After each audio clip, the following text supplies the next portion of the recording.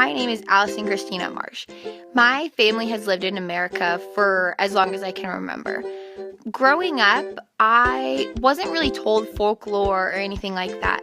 I was told family stories, funny family stories, sad family stories. Family's just a really big deal. So those were just kind of the stories. I am not the first person to go to college in my family. I'm actually a fourth generation K-State student. So that's really cool. Going to K-State has just been something that has almost been passed down.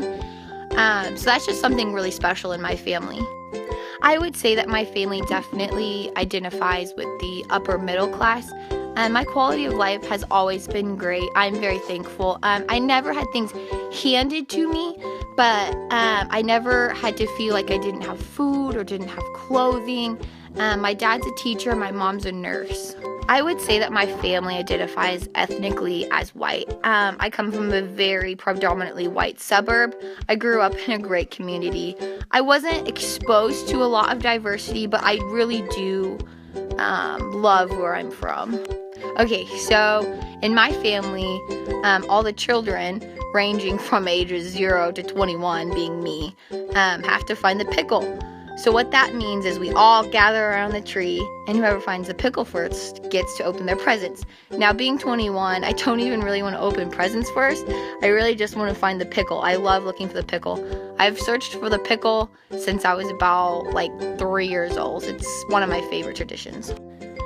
Another one of my favorite holidays is, which really isn't a holiday, it's summer. My dad is a huge griller. The smell of grilling just reminds me of my dad. As soon as it gets hot out, my dad busts out the grill and we all sit on the back porch and we grill food together. It's not even really a tradition. It's not really a holiday. It's just kind of a mix of those, I would say.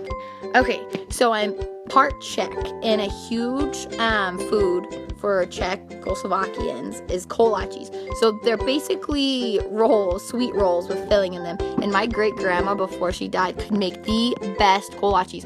People would come from all around to buy her kolaches. I love kolaches. I have yet to make them like her, but I'm getting there. So in my family, we don't really have people hailed as heroes, but the first person I can think of is my brother. He's a Marine, and he's really the first person in our family to go into the military. It was a really big deal because really everyone in my family has just taken a career path. So it was a huge deal when he wanted to go in the Marines, and we were all so proud of him, and I guess he's kind of the family hero now. Honestly, I can't think of any parables or funny or witty sayings that my grandparents say. However, my grandma is so witty, so I can't think of one thing that she says, but she will just say stuff and you have no idea where it came from. I chose this picture of us because it kind of just shows her sassy and wittiness and that she has. I look goofy, but I just love the picture because that picture just, oh my gosh, it shows just the wittiness and all that of my grandma. Okay, so the one family story that is regularly told is one about my grandpa and my uncle, who's in the picture. They're going fishing, and long story short, they end up with snakes in their boat. So then they jump into the water with all the other snakes, and they're all wet, and they're in the water with snakes, and there's just snakes everywhere. And wherever we go, they just tell this story. There's not a deep message to it, but the message that I would say is just our family is just everything. We do everything together. We go fishing, we have each other's backs. That fishing story to me just embodies what core values we have, which is just family. Growing up, we were never specifically told this, but we learned it through just actions of my grandparents, actions through my parents.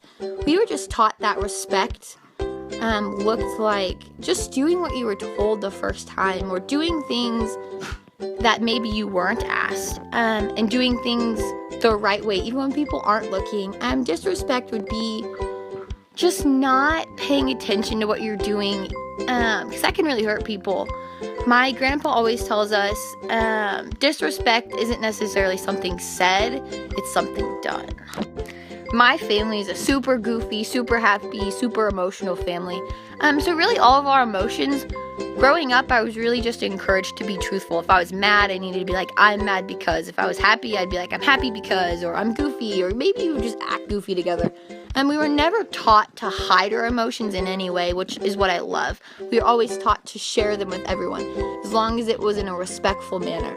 Everyone in my family is goofy. We're all goofy together. We all get sad together. We all get mad together. But just the main thing is we do it together. When I was growing up, calling adults by their first name I think was pretty common, just because I was taught how to be respectful when using their first name.